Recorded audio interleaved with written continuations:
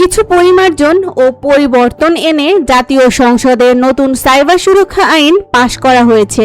সংশোধিত এই আইনের মাধ্যমে দেশের সাইবার নিরাপত্তা সংক্রান্ত আইনি কাঠামো আরও হালনাগাদ করা হয়েছে।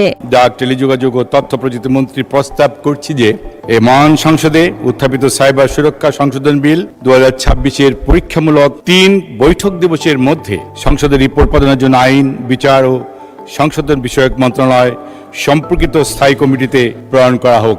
নতুন আইনে আগের আইনের কিছু ধারা পরিবর্তন ও পরিমার্জনের পাশাপাশি বিদ্যমান ব্যবস্থাকে আরও কার্যকর করার উদ্যোগ নেওয়া হয়েছে। ডিজিটাল পরিসরে নিরাপত্তা নিশ্চিত করা এবং সাইবার সংক্রান্ত বিষয়গুলো আইনি কাঠামোর আওতায় পরিচালনার লক্ষ্যেই এই আইন প্রণয়ন করা হয়েছে। জাতীয় সংসদে আইনটি পাশ হওয়ার মাধ্যমে এই আনুষ্ঠানিক আইন প্রণয়নের প্রক্রিয়া সম্পন্ন হয়েছে। সংশোধিত এই আইন বাস্তবায়নের পর সাইবার নিরাপত্তা সংক্রান্ত কার্যক্রম নতুন আইনি কাঠামো অনুযায়ী পরিচালিত হবে। এখন সংশ্লিষ্ট মহলের নজর থাকবে আইনটির বাস্তবায়ন এবং এর কার্যকারিতার ওপর।